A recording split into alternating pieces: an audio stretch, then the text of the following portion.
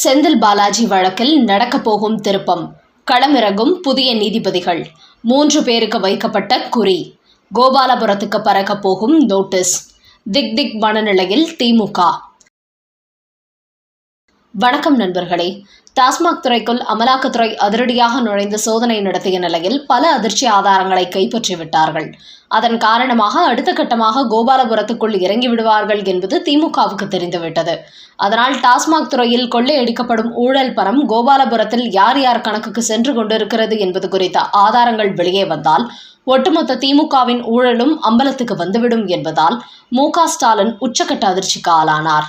அதன் காரணமாகவே ஏதாவது ஒரு காரணம் சொல்லி அமலாக்கத்துறை சோதனைக்கு தடை போட வேண்டும் என்று செந்தில் பாலாஜியிடம் சென்னை உயர்நீதிமன்றத்தில் டாஸ்மாக் துறையில் நடத்திய ரெய்டின் போது அனைத்து ஊழியர்களையும் விசாரணை என்பதன் பெயரில் சித்திரவதை செய்தார்கள் என்பது உள்ளிட்ட சில விஷயங்களை சொல்லி அந்த அடிப்படையில் விசாரணையை தடுத்து நிறுத்தினார்கள்.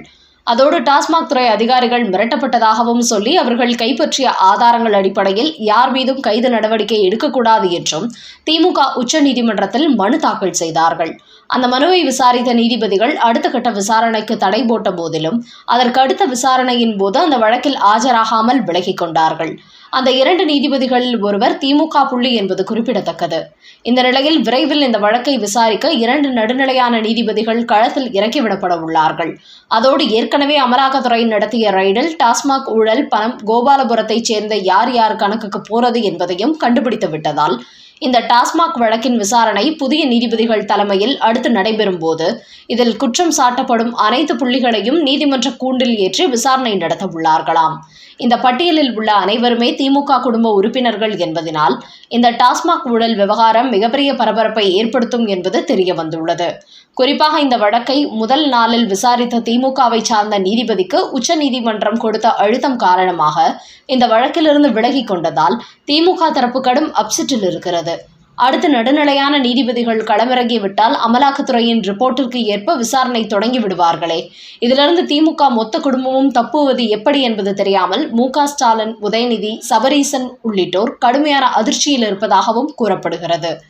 அந்த வகையில் டாஸ்மாக் துறையில் அமலாக்கத்துறை நடத்திய ரெய்டை தற்காலிகமாக திமுக தரப்பு நீதிமன்றத்தில் தடுத்து நிறுத்திவிட்டாலும் அடுத்து இந்த வழக்கில் அமலாக்கத்துறை மிகப்பெரிய அளவில் அதிரடி காட்டப் போகிறார்கள். புதிய நீதிபதிகள் மூலம் திமுக புள்ளிகளை அடுத்தடுத்து சுற்றி வளைத்து விடுவார்கள் என்பதும் தெரிய வந்துள்ளது.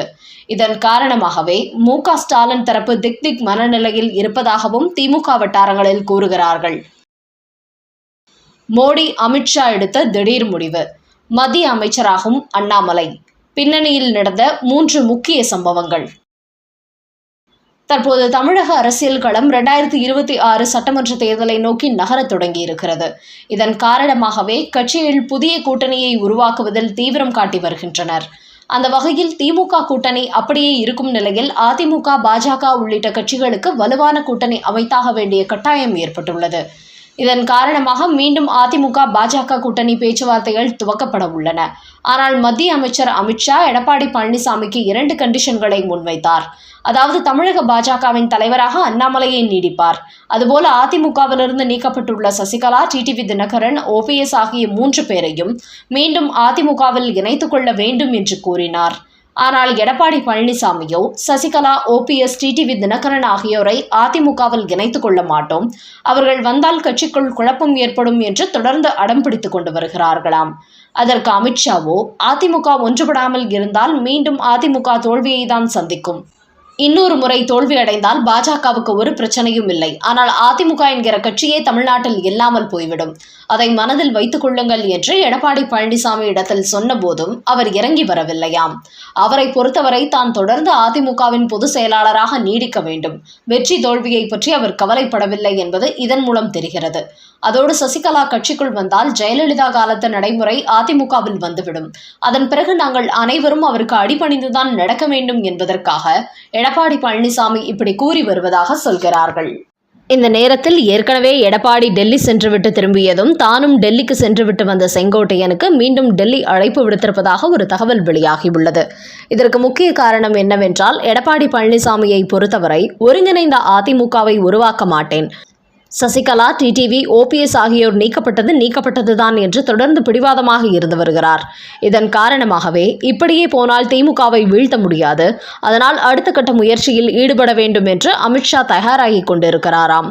இந்த நிலையில்தான் இன்று டெல்லி செல்லும் செங்கோட்டையன் அதிமுகவில் நடப்பது என்ன, அவர்களின் நிலைப்பாடு என்ன என்பது குறித்து அவரிடத்தில் தெரிவிப்பதற்காகவே செல்கிறாராம்.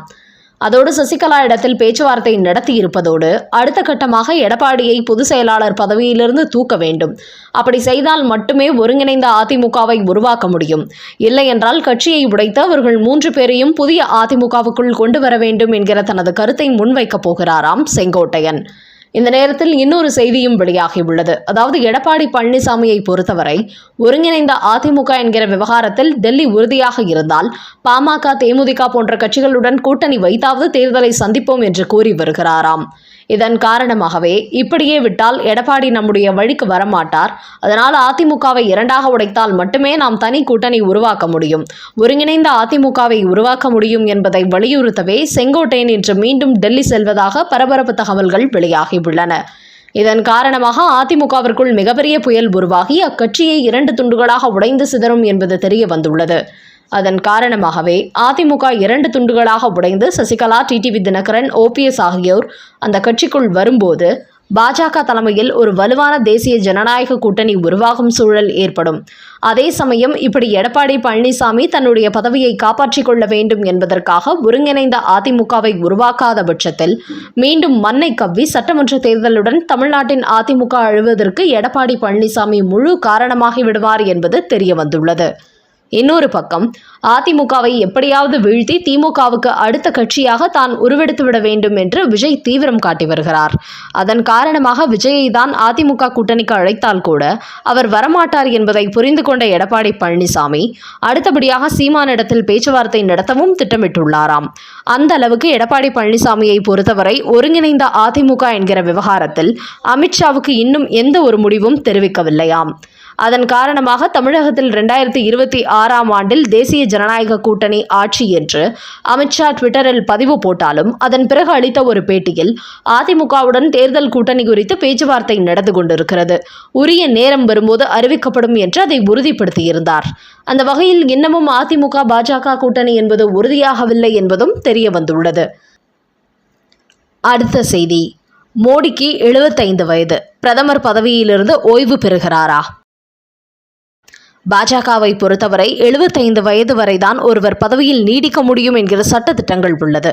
இந்த நிலையில் இந்த ஆண்டோடு பிரதமர் மோடிக்கு 75 வயது முடிவடைவதால் பாஜகவின் நடைமுறைப்படி வேறு நபர்தான் பிரதமராக வருவார்கள் என்று மகாராஷ்டிராவை சேர்ந்த உத்தவ் தாக்குரேயின் சிவசேனா கட்சி தலைவரான சஞ்சய் ராவத் ஒரு செய்தியை கொளுத்தி போட்டுள்ளார்.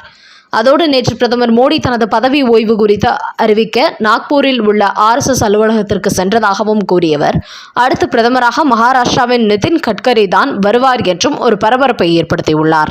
ஆனால் அவரது இந்த கருத்தை மகாராஷ்டிரா முதலமைச்சர் தேவேந்திர பட்னாவிஸ் திட்டவட்டமாக மறுத்துள்ளார். அவர் கூறுகையில் 2029ஆம் ஆண்டு வரை மோடி பதவியில் நீடிப்பார், இதுபோன்ற தவறான தகவலை வெளியிட்டு மக்கள் மத்தியில் குழப்பத்தை விளைவிக்க வேண்டாம் என்று சிவசேனா கட்சியை அவர் கேட்டுக்கொண்டுள்ளார். நண்பர்களே, அமலாக்கத்திற்கு எதிராக செந்தில் பாலாஜி தொடர்ந்த வழக்கில் நீதிபதிகள் விலகிக் கொண்ட நிலையில் அடுத்து புதிய நீதிபதிகள் களத்தில் இறங்கப் போவது. 3 கோபாலபுரத்து புள்ளிகளுக்கு விரைவில் நோட்டீஸ் பறக்கப் போவதால் உச்சக்கட்ட அதிர்ச்சியில் மு.க. ஸ்டாலின் மற்றும் ஒருங்கிணைந்த அதிமுக என்ற டீலுக்கு எடப்பாடி பழனிசாமி ஒத்துவரவில்லை என்பதால் மீண்டும் செங்கோட்டையனை டெல்லிக்கு வரவைத்து அடுத்த கட்ட முயற்சியில் அமித்ஷா இறங்கி இருப்பது குறித்த உங்களோட கருத்துக்களை கமெண்ட் பாக்ஸில் பதிவிடவும். நன்றி, வணக்கம்.